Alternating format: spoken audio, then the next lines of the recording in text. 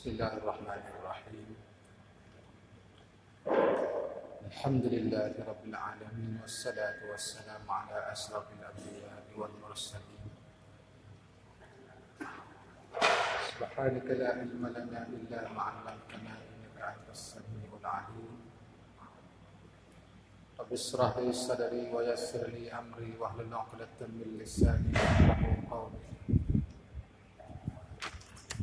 Rabbi zidna ilman nafi'an wa fahman mustaqima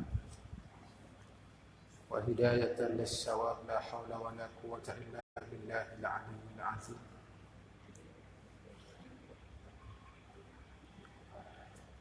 Qala al-mu'allif rahimahullahu ta'ala wa nafa'ana bi'ulumihi wa bi'ulumina fid dharain amin. Tempat yang dimakruhkan bersolat.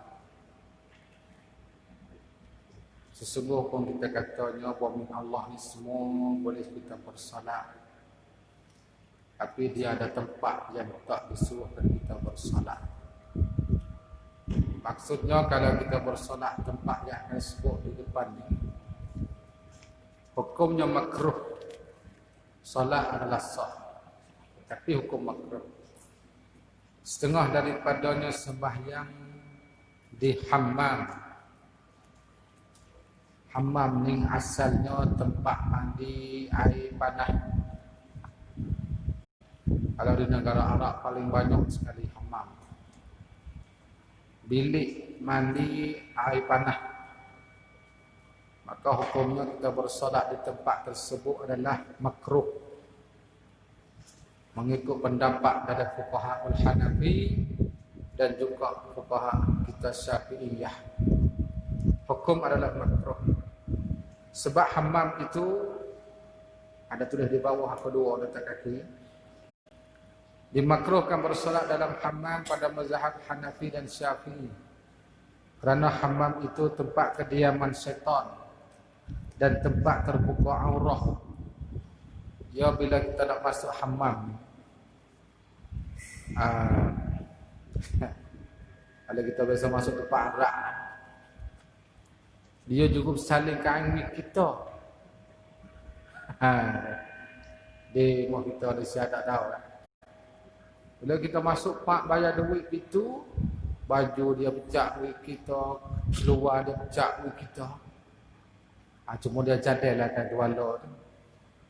Jadi dia khidmat seperti lah. Sebab tempat bilik mandi hammam ni kebanyakannya terbuka aurah. Cuma dia suku-suku, lelaki suku, perempuan suku. Kalau lelaki pun kadang-kadang dia pakai seluar dalam saja ya. Sebab tu tempat situ dia panggil tempat kediaman syaitan. Maka hukum makruh kita sembahyang di tempat tu. Dan tempat mengenai najis-najis pada adab. Biasanya tak sunyi daripada najis. Dalil dimakruhkan bersolat pada hammam dan tempat-tempat yang disebutkan oleh Syekh Fatani seperti terdapat di bawah. Di antara hadisnya, ar-ardu kulluha masjidun illal maqbarata wal hammama. Sekalian bumi itu adalah masjid. Maksudnya boleh kita bersembahyang di mana-mana saja kita berada. Bukan kata boleh iktikaf di mana-mana buminya kita berada. Masalah bab iktikaf ni tertentu dengan binaan masjid. Tapi kalau kita nak sembahyang di mana sahaja, boleh, asalkan jangan najis. Itu saja. Kecuali perkuburan dan juga hammam. Maka tu tak boleh kita nak sembahyang. Dan satu hadis lagi, tengok sikit. Dan pada tempat jurung bukit, celah-celah bukit. Dia bukit dia tinggi, maka celah-celah tu makruh kita solat juga. Sebab takut ditipukan batu turun ke. Bila mari air ke tanah dia turun mari ke, hukum makruh kita solat. Kita lari jauh daripada tempat celah-celah bukit sikit. Di kaki bukit. Dan tengah jalan. Ini kita solat tengah jalan ni makruh juga. Lagipun kita kata lebih bahaya.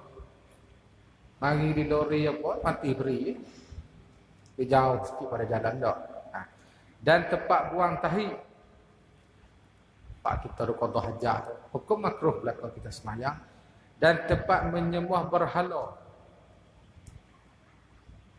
Dia panggil apa sini? Orang Kelantan panggil ketik.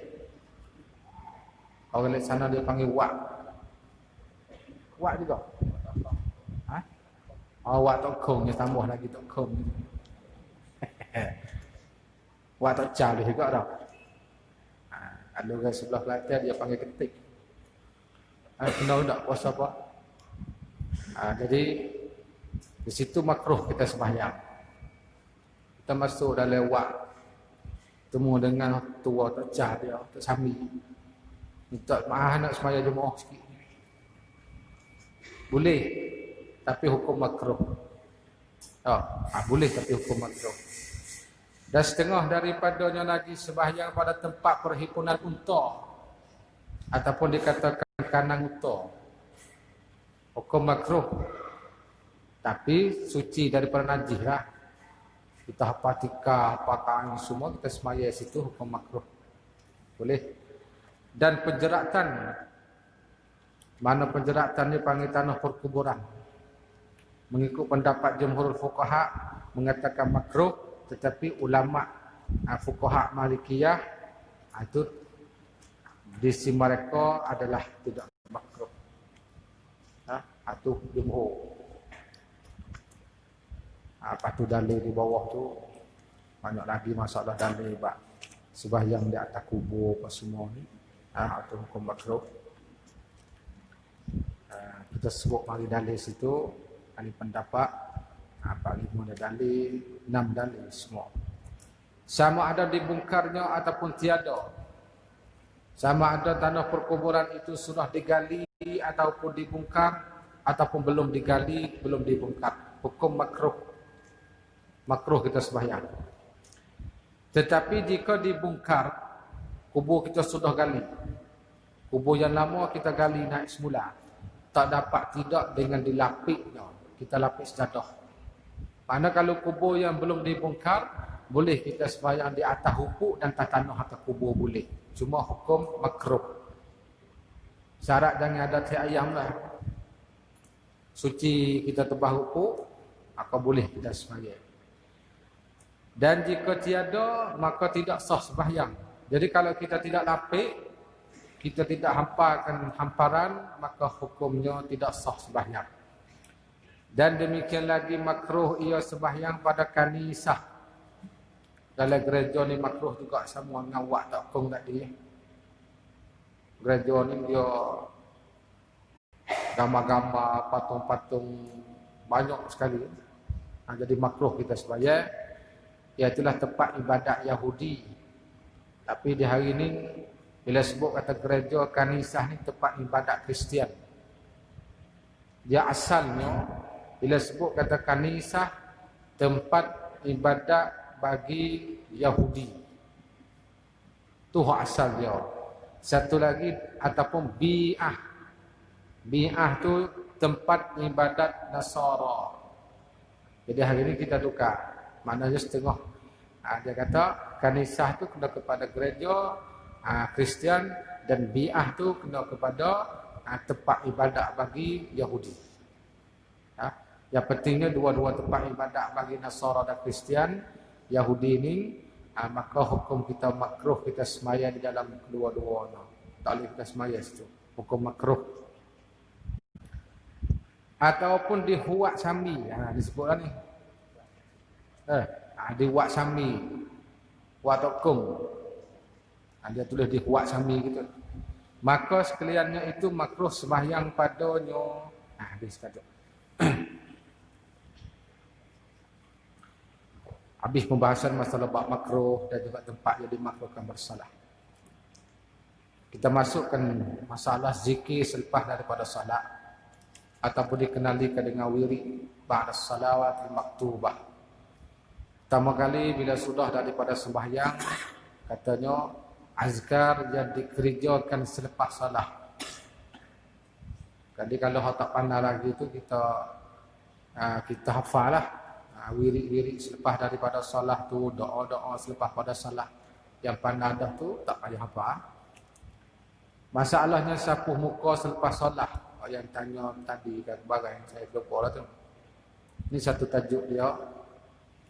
Adapun sunat yang dikerjakan kemudian daripada sembahyang, maka adalah Nabi SAW apabila selesai daripada sembahyang menyapu dengan tangannya di atas kepalanya, atas kepala sampai di muka.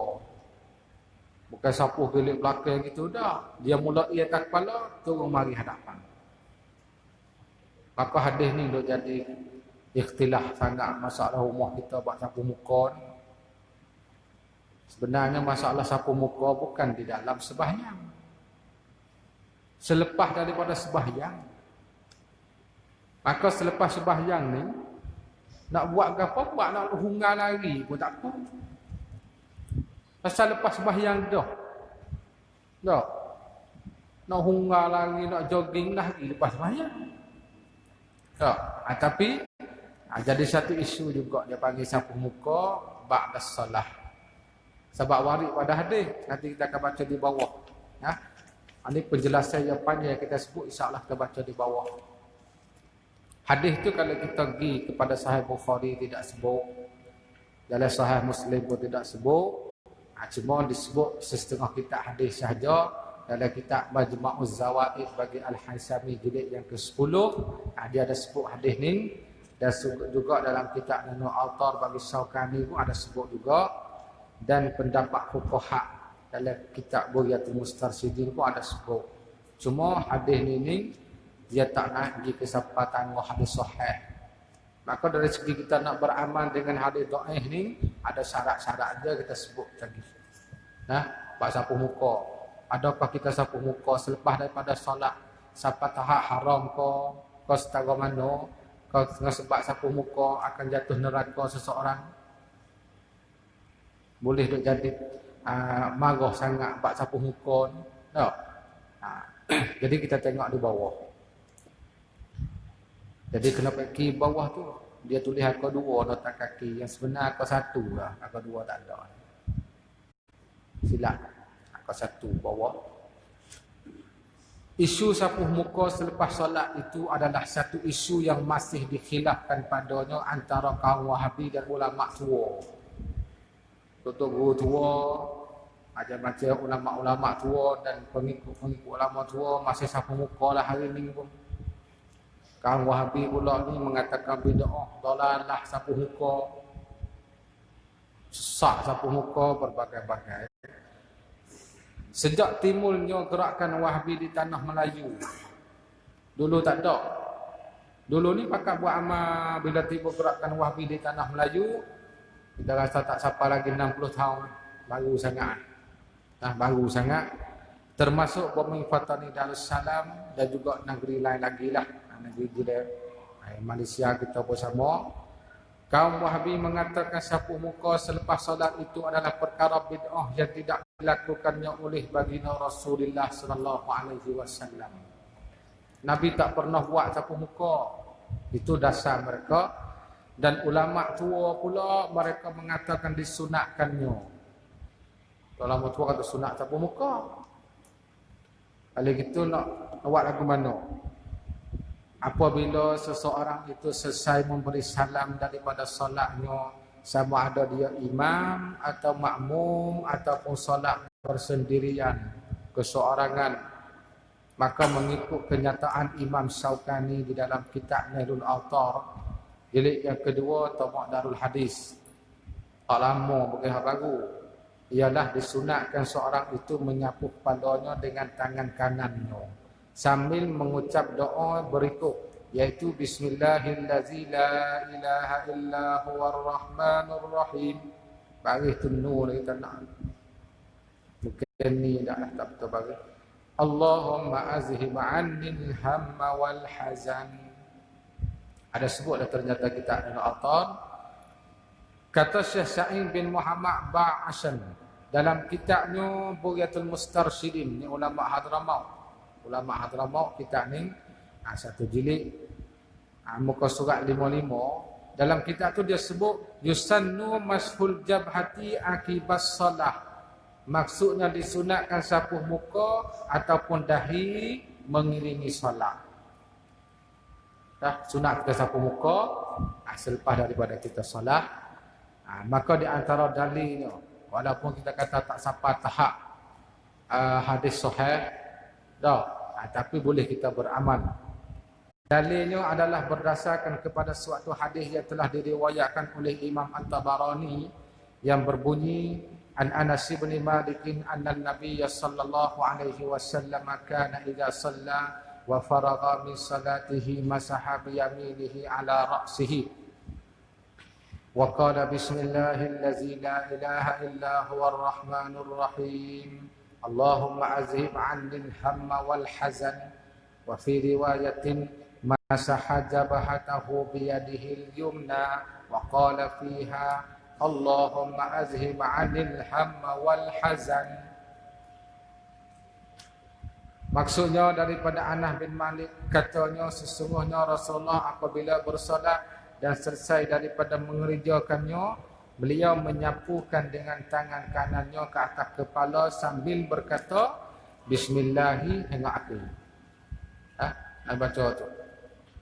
Dan satu riwayat yang lain beliau menyapukan dahinya dengan tangan kanan sambil berkata Allahumma azhib 'anil hamma wal hazan. Hadis riwayat Al-Bazzar nombor hadis dan Ibn Sunni dalam Amalul Yaum wal Lailah. Al-Hafiz Nuruddin Ali bin Abi Bakar Al-Haythami di dalam kitab, di dalam tu kitab tu lebih mim satu, Majma'iz Zawaid. Kitab Majma'iz Zawaid ini 10 jilid matan hadis. Jilid yang ke-10 145 muka surat telah mengulaskan hadis dengan katanya hadis ini rawahu Tabarani. Jadi jilid yang ke-10 ni kalau dibuka Darul Fikri, tabak dia dah. Darul Fikri kalau buka tabak lah itu wallah tak tahu muka surat mana. Dia kata dalam kitab tu rawahu Tabarani fil Awsati wal Bazzar binahwihi bi asanida wa fihi Zaidun al-Ammi wa qad wasaqahu ghairu wahidin wa dha'afahu al-jumhur wa baqiyatu rijali ahadi isnadai at-Tabarani thiqatun wa fi ba'dihim khilafun. Itu dia bahas sanad hadis.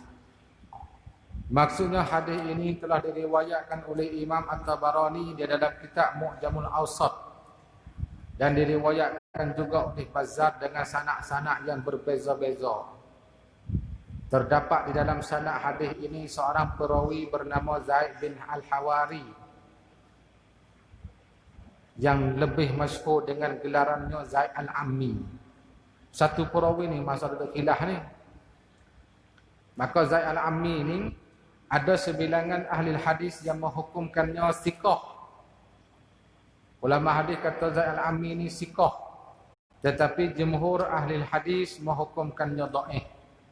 Ya kita dah bahas bab sahih hasan dhaif ni bukan kita bahas di masalah matnul hadis, kita bahas di rawi hadis.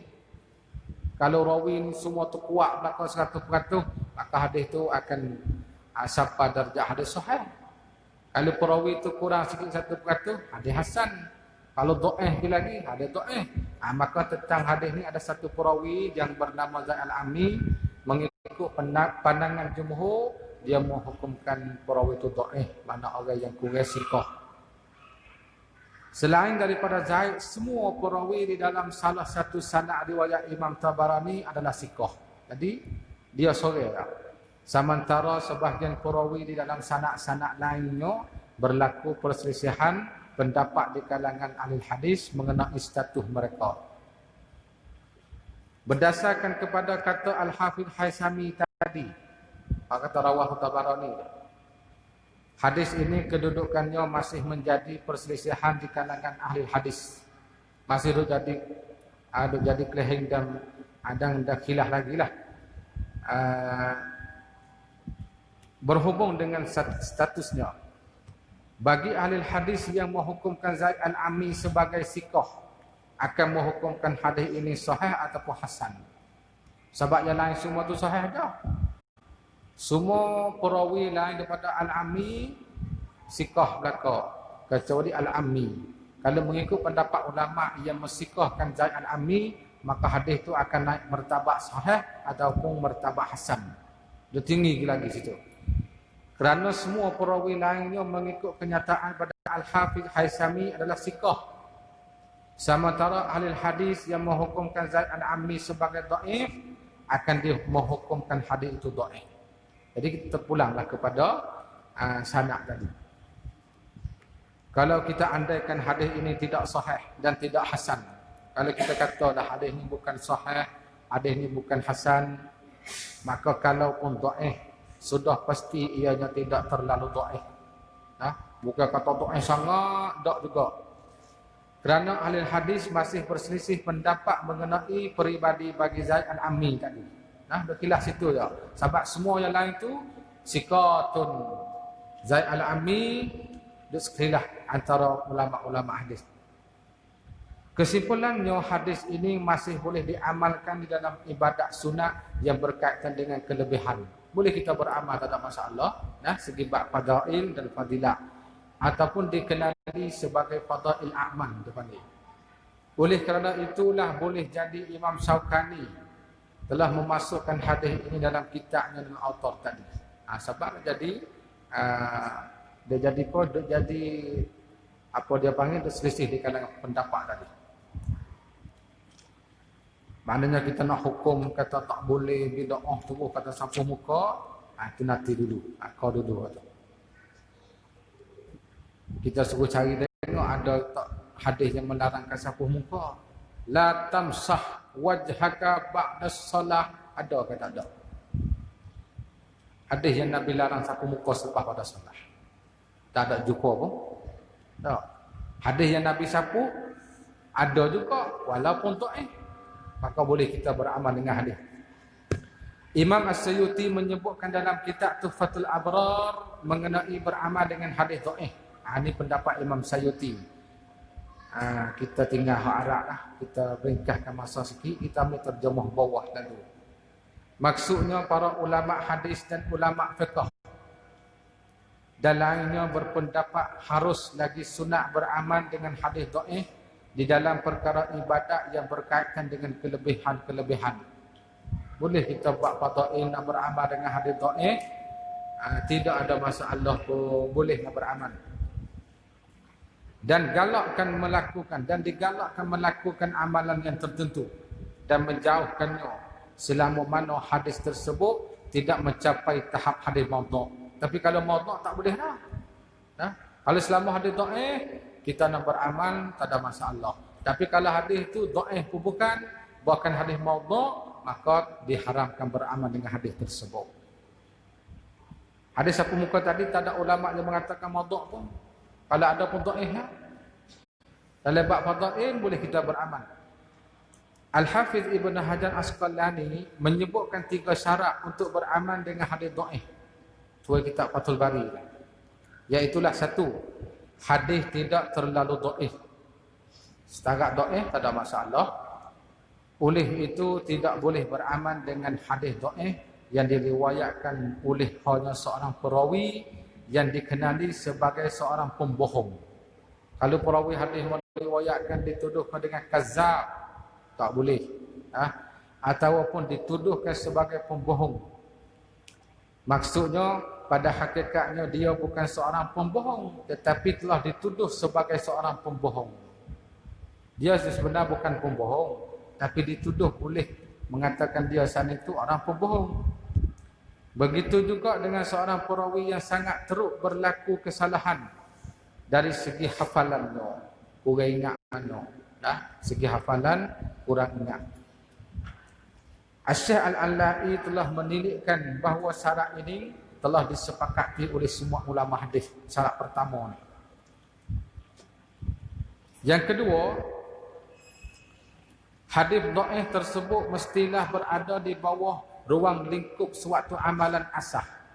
Seperti solat, alaibat semaya, puasa, baca Quran dan sebagainya. Yang telah menjadikan amalan umum. Maka tidak boleh dengan hanya berdasarkan hadis dhaif. kita mencipta dan beramal dengan suatu amalan baru yang tidak mempunyai dalil daripada Quran dan juga hadis sahih ataupun hadis hasan. Syarat yang ketiga, ketika beramal dengan hadis dhaif itu, seorang itu tak boleh beriktikad bahawa amalan tersebut benar-benar merupakan suatu amalan yang pernah dilakukan oleh Rasulullah. Kita jangan pegang teguh 100% kata sapu muka ni Nabi pernah buat. Asal kita nak beramal dengan hadis dhaif. Nah, atau jangan kita iktikad amalan tersebut tu benar-benar merupakan suatu amalan yang pernah dilakukan oleh Rasulullah ataupun suatu sabdanya ataupun pengiktirafan daripadanya. Mana mendapat pengiktirafan daripada Rasulullah. Tujuannya supaya dia tidak menyadarkan amalan tersebut itu kepada Nabi yang semimangnya baginda sallallahu alaihi wasallam tidak pernah mengatakannya. Bahkan hendaklah dia beriktikad masa kita nak beramal dengan hadis yang dhaif itu, beriktikad bahawa amalan tersebut diamalkan di atas dasar ihtiyati. Pada ihtiyati ini pada mengambil beringat, iaitulah berwaspada ataupun berhati-hati. Kalau ia sebenarnya merupakan hadis Rasulullah. Tak, ada setengah tu ya. Itu syarat-syarat dia. Kerana dhaif itu, hadis dhaif itu boleh jadi ianya memang merupakan suatu sabda Rasulullah, iaitulah sahih dari segi matan. Cumanya ianya dihukumkan dhaif kerana sanadnya sahaja. Sebab kadang-kadang matan tu sahih, cuma hukum dhaif sebab sanad. Disebabkan perawinya tidak mencukupi syarat-syarat sahih yang digariskan oleh pakar ulama-ulama hadis. Jadi kita buat kesimpulan sininya masalah bab sapuh muka ni. Jadi kalau kita sapuh pun dia tak sampai tahap haram. Lagipun kita katanya yang waris dengan hadis yang sahih, yang Nabi kita sapuh muka kemudian daripada membacakan doa, itu waris dengan hadis yang sahih. Bila kita baca doa sapuh muka, ada sebut lagi kita sebut salam. Baca doa sapuh muka itu waris dengan hadis yang sahih. Jadi sapuh muka selepas pada solat ni tidak waris dengan hadis yang sahih, bukan dengan hadis yang dhaif, maka segi bab fadail boleh kita beramal. Boleh, boleh kita beramal. Lagipun kita katanya sapuh muka ni bukan di dalam solat, di luar solat. Lepas kita solat dah. Lagipun lepas pada kita sapuh, lepas pada kita beri salam tu kita baca doa kan, Allahumma azib anil hamma wal hazan. Itu doa. Bila sudah doa baru kita sapuh muka. Jadi termasuk dalam hadis sahih yang mengatakan selepas daripada kita membaca doa maka boleh kita sapuh muka, tak ada masalah. Situlah kami buat sikit sebanyaknya. Di sana dan dibacakan Bismillahillazi la ilaha illa huwar rahmanur rahim. Bagi itu bukan ar-rahmani, ar-rahmanu, ar-rahimu. Allahumma azhib 'anil hamma wal hazan. Itu kita harap insya-Allah hebat sapuh muka tu dah. Kita jangan pegang teguh katanya sapuh muka ni suatu amalan jadi dilakukan oleh Rasulullah. Cuma yang kita beramal sapuh muka atas dasar ihtiyati. Itu ya. Ihtiyati. Jadi kalau tak nak sapuh muka pun tak ada masalah lah. Bukan benda jadi rukun dan syarat tak ada sembahyang, bukan. Wirid selepas solat. Kemudian membaca daripada sembahyang subuh dan maghrib. Ini bila kita sembahyang subuh dan maghrib, la ilaha illallah wahdahu la syarika lah, lahul mulku wa lahul hamdu yuhyi wa yumiitu wa huwa ala kulli syai'in qadir. 10 kali. Lepas tu dalil di bawah tu kita harap tengok sendiri dah. Tengok sendiri. Kita boleh dalil dengan hadis di bawah. Dan dibaca kemudian daripada itu pula astaghfirullahalazim, astaghfirullahalazim 3 kali. Kemudian dibaca Allahumma antas salam wa minkas salam فحينا ربنا بالسلام وأدخلنا الجنة دار السلام تباركت يا ذا الجلال والإكرام. Itu pun sabit dengan waris hadis juga di bawah. Selepas tu pula dan dibaca pula ayatul kursi. Ayat kursi itu Allahu la ilaha illa huwal hayyul qayyum. Kalau tak ingat lagi tu tak tahu lah ayat kursi hak mana. Dan syahidallah hingga akhirnya. Bawah tu akar dua tu ada hingga akhir tu. Syahidallahu annahu la ilaha illa huwa wal malaikatu wa ulul ilmi. Baca lagi 3 baris. Dan mengucap subhanallah 33 kali. Kita panggil mengetik. Subhanallah, subhanallah, subhanallah 33 kali. Dan alhamdulillah 33 kali. Alhamdulillah, alhamdulillah, alhamdulillah. Tapi baca molek sikit, cepat berdoa tak boleh tak. Sallallahu. Tu tak betul lagi tu. Baca betul dengan dia nak. Subhanallah, subhanallah, subhanallah. Tak betul lah. Nawak lagu lagi tu lah. Dan Allahu Akbar 34 kali. Jadi capur-capur 100 kali. Kemudian dibaca La ilaha illallah wahdahu la syarika lah. Lahul mulku wa lahul hamdu wa yuhyi wa yumitu wa huwa ala kulli syai'in qadir. Di bawah tu semua dia ada dalil hak suruh baca. Semua tu ada sebut di bawah. Alhamdulillah 33 tu ada nota kaki itu. InsyaAllah kita harap mereka yang ada buku kita tu harap baca sedikit di bawah tu.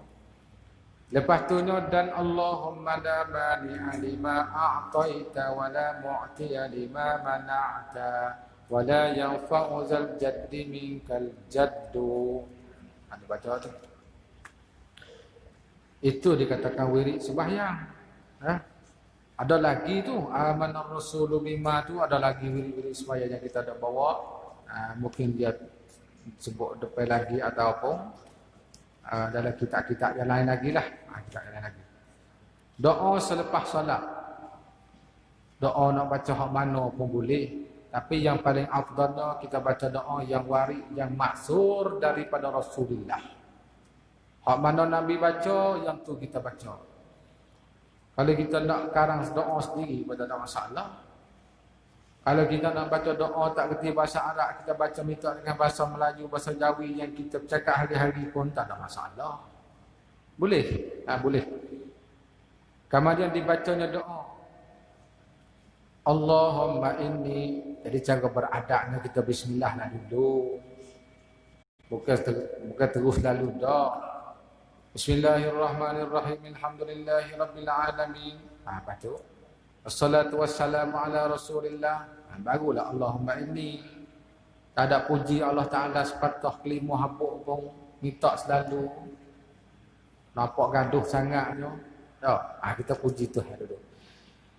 As'aluka mujibati rahmatika wa azaima maghfiratika wal ghanimata min kulli birrin wassalamata min kulli ismin wal fawza bil jannah والنجاة من النار اللهم اغفر لنا وارحمنا وارض عنا وتقبل منا وادخلنا الجنة ونجنا من النار وأصلح لنا شأننا كله اللهم إني أسألك الثبات في الأمر والعزيمة والرشد وأسألك شكر نعمتك وحسن عبادتك ولسانا صادقا وقلبا سليما وأعوذ بك من شر ما تعلم وأستغفرك مما نعلم إنك أنت علام الغيوب وصلى الله على سيدنا محمد وعلى آله وصحبه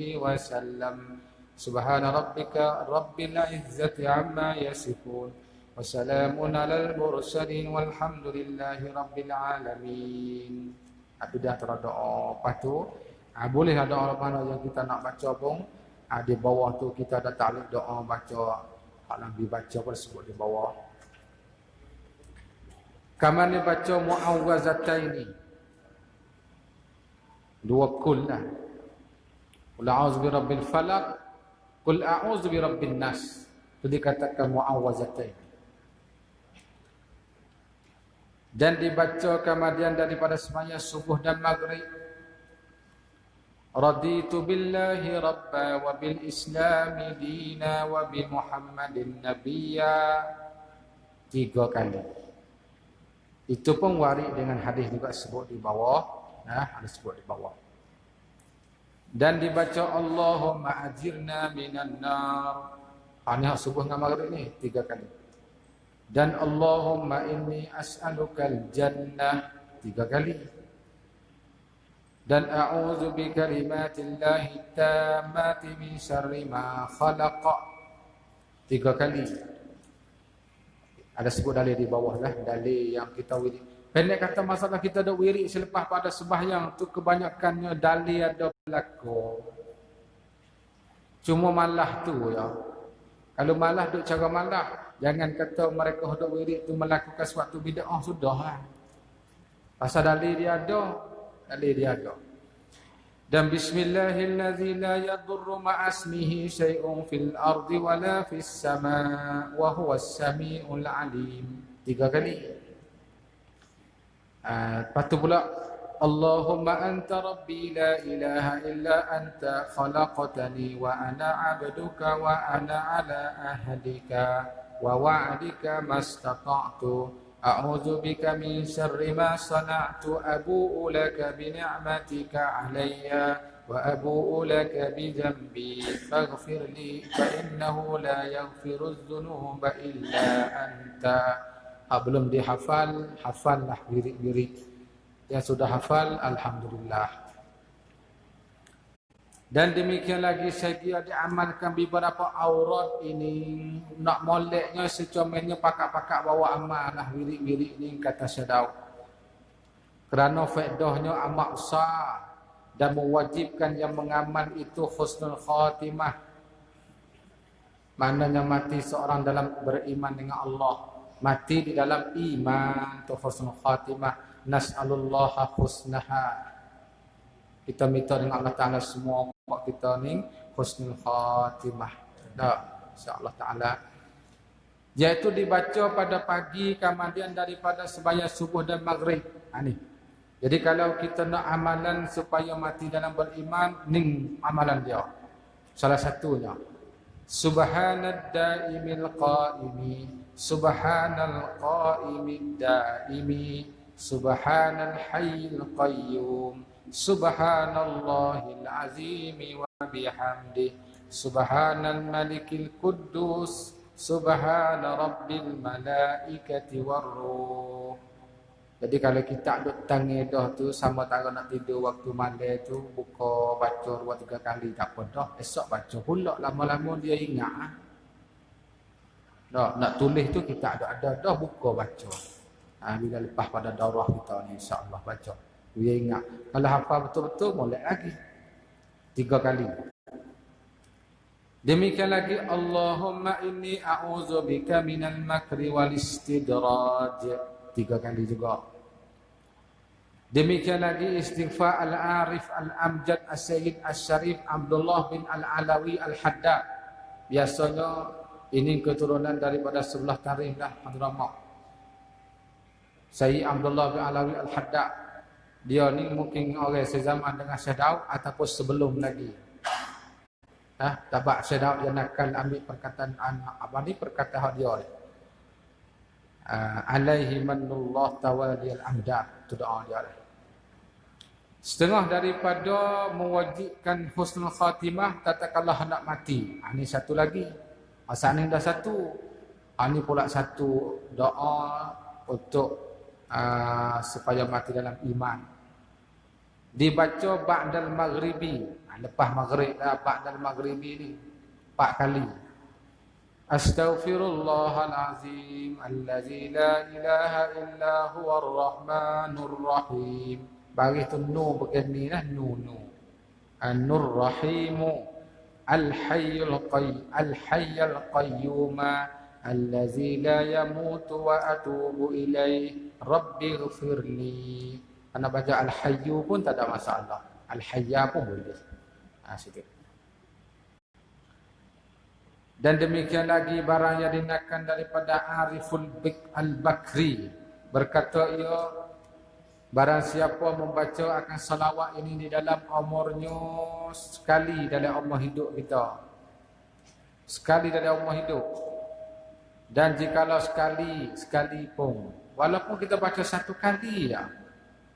Baca selalu dah tadi tu, baca koh-koh seselu pun tak apa. Dipeliharakan dia daripada api neraka.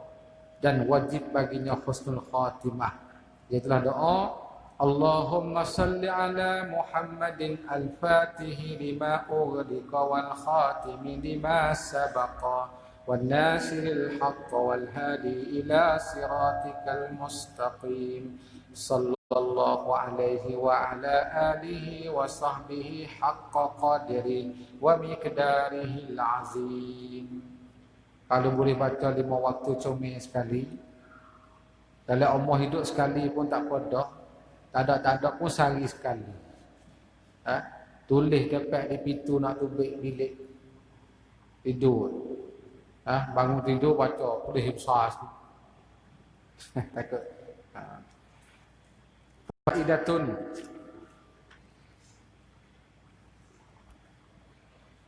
Setengah daripada perkara yang sudah mujarrab. Yang dimaksud dengan mujarrab ni yang sudah ditera dan sudah diteh, sudah diuji, sudah dicuba jadi semati. Anda mau uji, dia mau cuba dah jadi sungguh.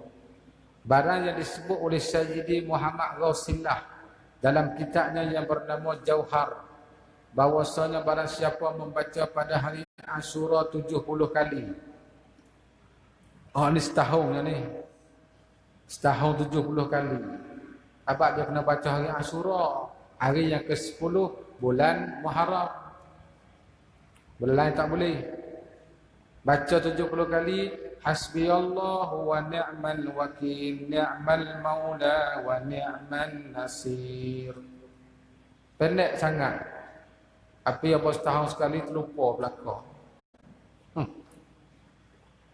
Apa Muharram kita berkaduk duk ingat ke bubur surga. Doa tak payah lupa. Ini kita bawa amal insya-Allah. Kemudian dibacakan doa ini, kemudian dapat 70 kali. Ini doa sebut depan ni. Lepas pada hari ni baca doa pula. Nescaya tidak mengenai mati pada demikian itu tahun. Ini kalau kita baca hak ni, kita baca doa hak lagi akan baca muka surat depan tu. Tahun tu kalau siapa yang baca tahun tu tak mati lagi lah. Tahun yang dia nak mati, tahun tu dia tak dapat baca. Ingat tak? Jadi kalau dia baca Muharram tahun ni, siapa kata Zulhijjah dia tak mati. Maknanya kalau nak mati juga, 10 Asyura tu dia galih, dia menebah hutan, tak ada nak baca. Nak mati tu tahun tu. Ingat molek.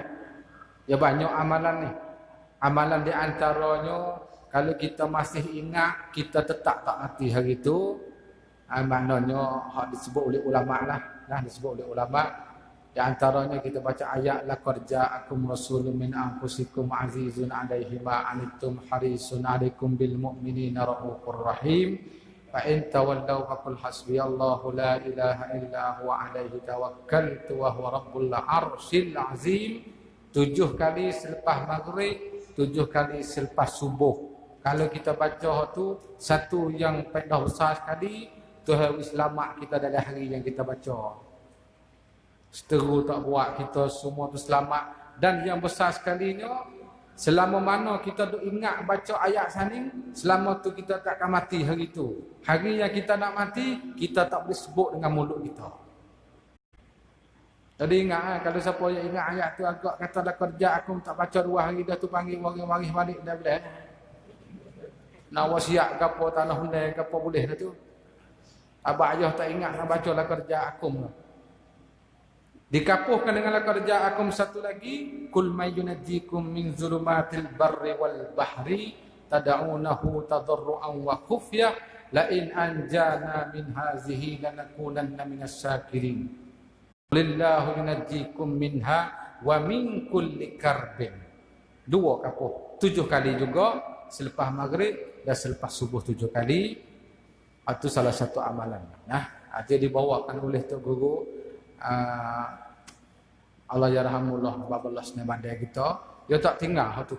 Tak tinggal dan semua ijazah kepada pelajar-pelajar semua dia bagi untuk selamatkan tubuh kita daripada seteru dan musuh, daripada sihir-sihir, insya-Allah selamat tu.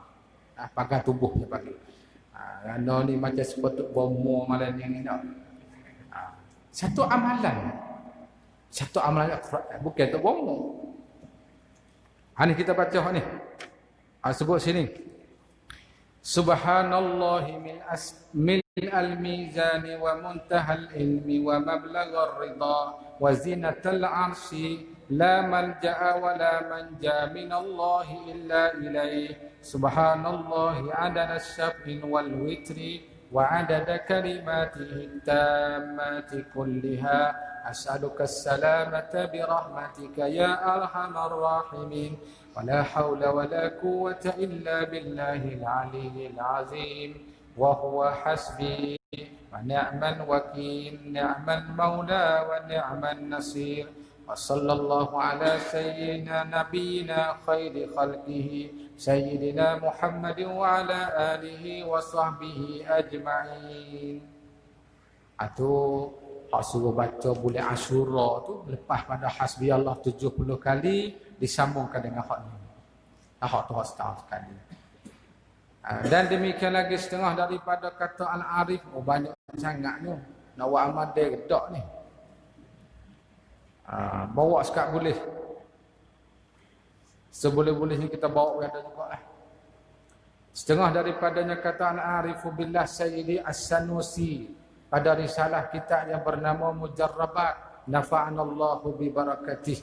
Barang siapa membacakan doa ini pada tiap-tiap hari dan tiap-tiap malamnya, tiada mengena akan dia anak panuh dan tiada pedang, mana alat senjata musuh seteru tak akan tipu di dia, dan tiada mencampaikan dia daripada seteru sewaktu yang dia benci pun.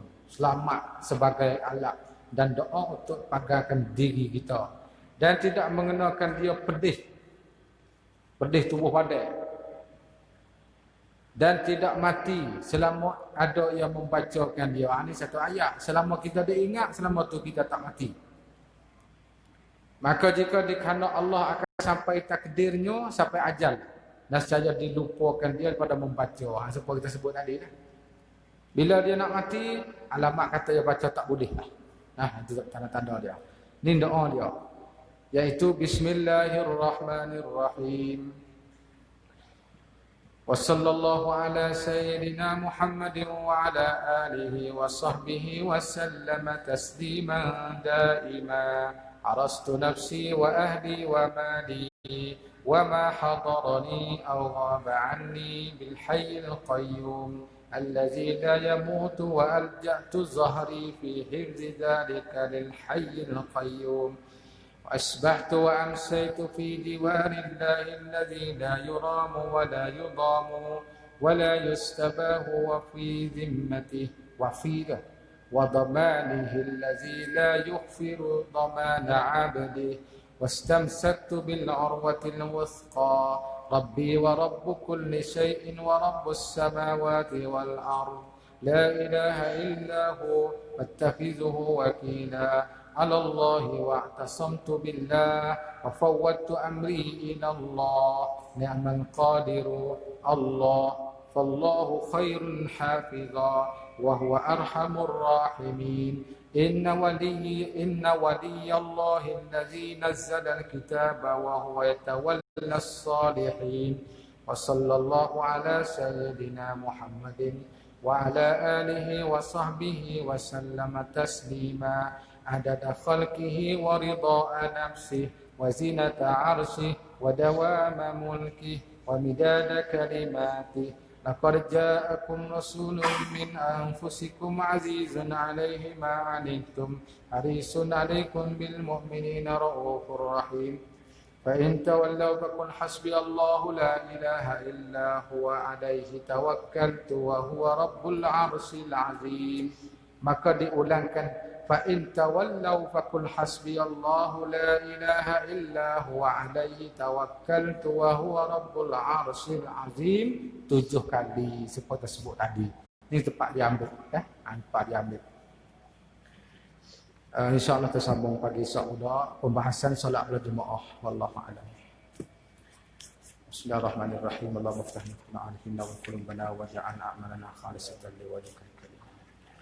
Sallallahu ala sayyidina Muhammadin wa ala alihi wa sahbihi wa sallam. Alhamdulillahi rabbil alamin. Assalamualaikum warahmatullahi wabarakatuh.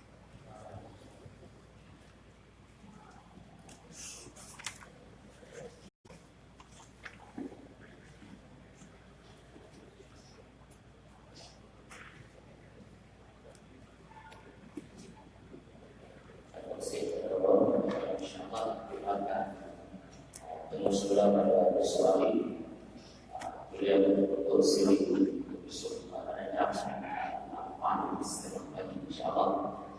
Dan teman-teman saya ini ditambah kita tahu musuhan di masjid dan juga pada sampul ini itu dan juga doa pada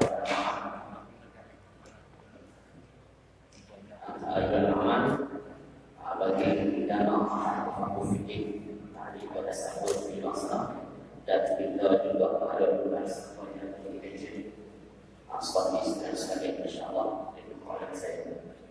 Kebetulan bagi program komuniti masyarakat kampung bersama DPJ Rimlah untuk dan sebagainya. Peperangan pasti ada yang selalu pada masa 10 setengah pagi 3 dasar itu memang sama-sama ambil. Kita sama-sama kita banyak sekitar pada malam dan kalau di mana